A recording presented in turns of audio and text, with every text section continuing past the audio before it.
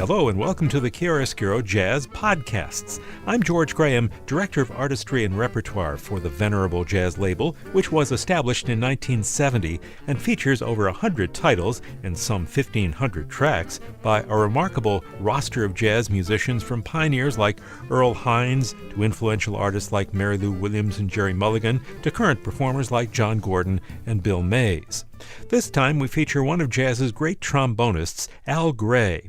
In a more than 40-year career, Al Gray performed with orchestras and bands led by Jimmy Lunsford, Benny Carter, Lionel Hampton, and Dizzy Gillespie. He may be best known for the years he spent on 3 different occasions in the Count Basie Orchestra. Basie was said to have called Al Gray Fab for fabulous. Gray was known for his use of the plunger mute, basically a plumber's plunger with the handle removed, which he used to create a variety of sounds on his trombone, from emotional and bluesy to humorous. In fact, Al Gray wrote the book on the plunger mute, literally, a tome called Plunger Techniques.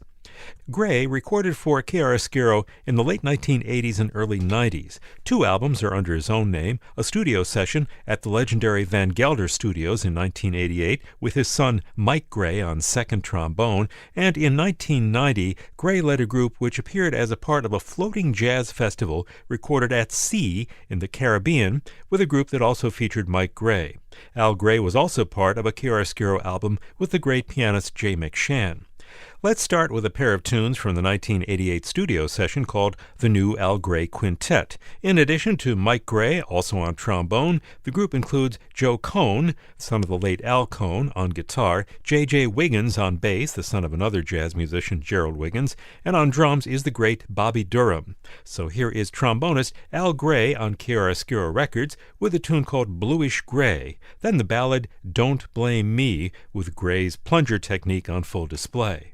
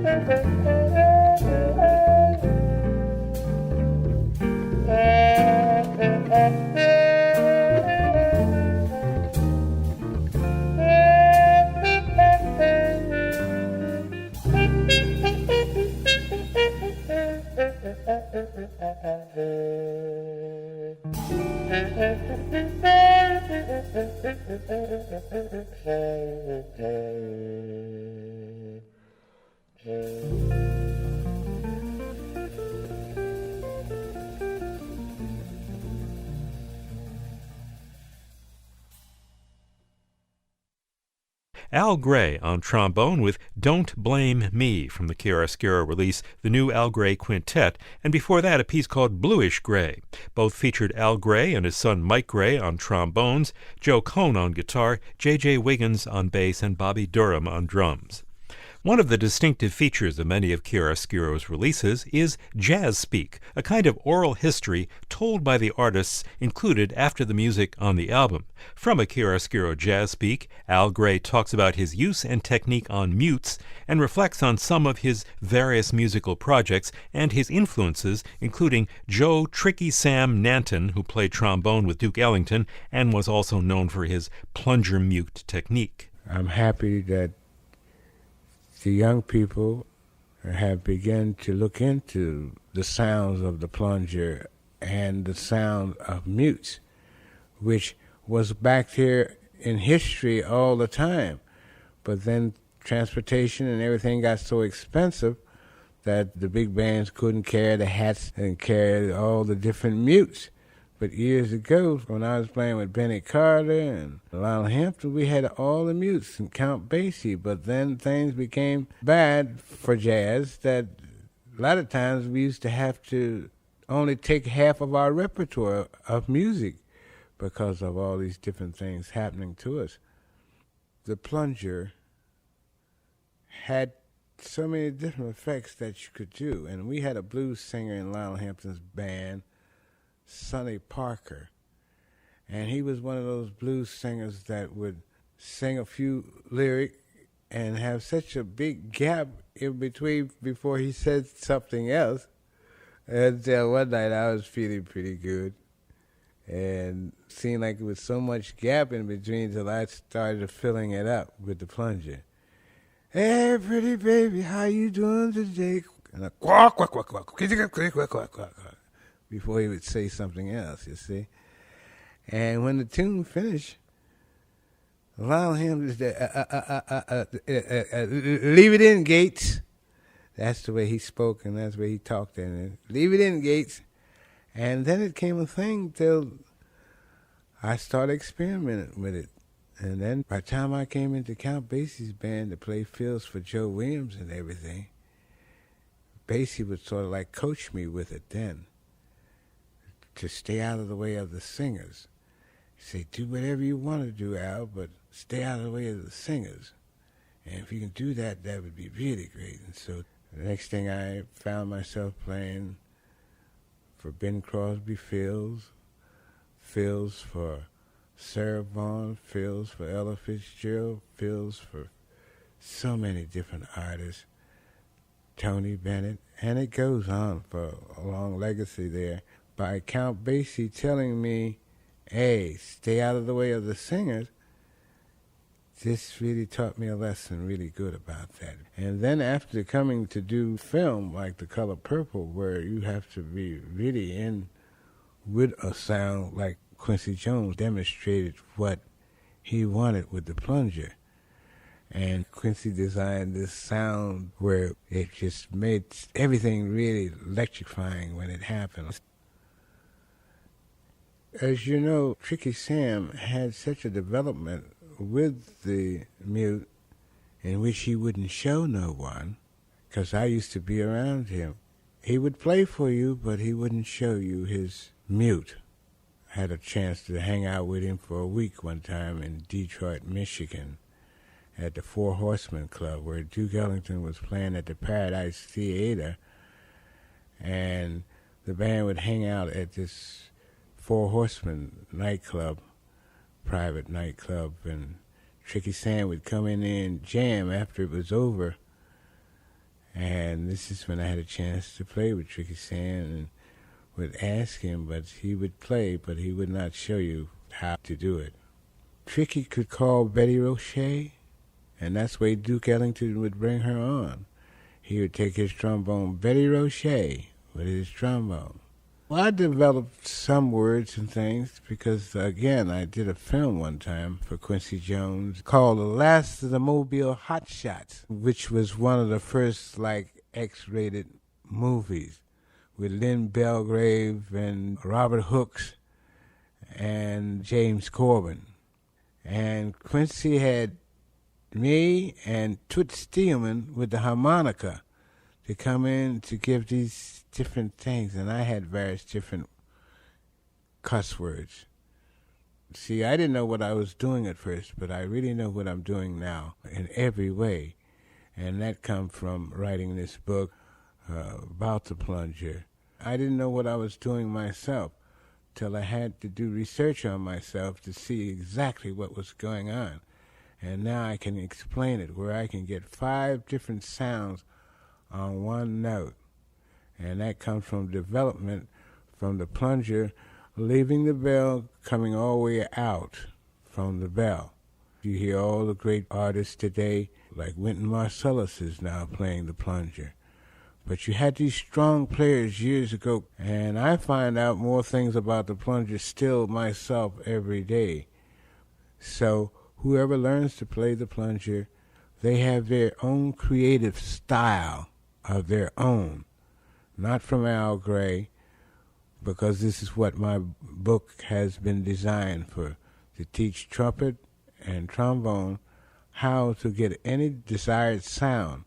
Although I took the stem out of the mute because it sounded like a mute that Tommy Dorsey would play way it was first developed. But then I took the stem out of the mute and developed my own sound. I happened to come up with a sound of the plunger because I didn't realize or know what I was doing. Tricky Sam would say, yaw, yaw, and Al Gray is doo-wah, wah. And so the critics like Leonard Feather and Ira Gettler said that this is different. But most plunger players you will hear will sound like Tricky Sam because yaw, yaw, yaw, yaw, yaw, yaw, yaw, yaw, yaw. See, mine is wah, wah, do-wah. And so that's the difference of the originality. And so this has been developed in so many ways. And I can get all kinds of sounds, like especially when Joe Williams would get into one of them mean blues. And to get a growl and everything, that was another thing that Tricky Sam had. He had a growl out of the mute. Mine is from the mouth itself blowing for the growls with the flutter tongue. And so that's another difference. I begin to find out from my son Michael, it's a lot of creativeness. He's getting a different kind of thing out of it, see. And I see that in the studios they need these sound effects, and all bands, especially big bands, is going to be back to mutes. With Count Basie, we used to get such great sound effects with the hats and the plungers and the buckets. You have your basket of mutes today, and you have them for the studio, and that's it. They don't carry them no more. Al Gray talking about his innovative mute technique on his trombone. Now let's listen to Al Gray from his Chiaroscuro release live at the Floating Jazz Festival, recorded on the SS Norway in the Caribbean. He is again joined by his son Mike Gray on the other trombone, Joe Cohn on guitar, and Bobby Durham on drums, with Steve Novosel on bass. Here's a great original blues called Lowlife Blues.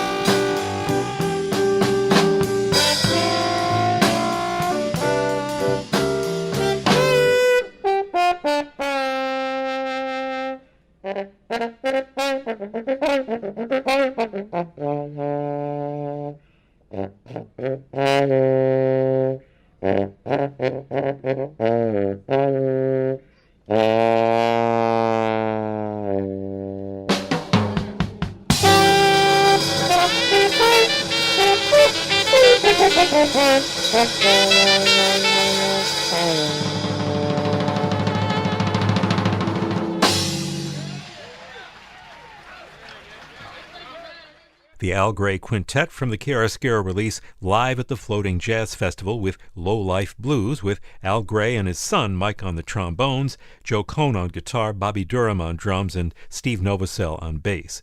Before we go, we have a special treat, an unreleased recording of Al Gray and his group performing in Scranton, PA on April 10th, 1988. I had the pleasure of doing the recording with the performance produced by Chiaroscuro's Andrew Sordoni and Hank O'Neill. It features Al and Mike on the trombones, Joe Cohn on guitar, Bobby Durham on drums again, and Charles Fambro on bass. Here they are with Duke Ellington's Cottontail.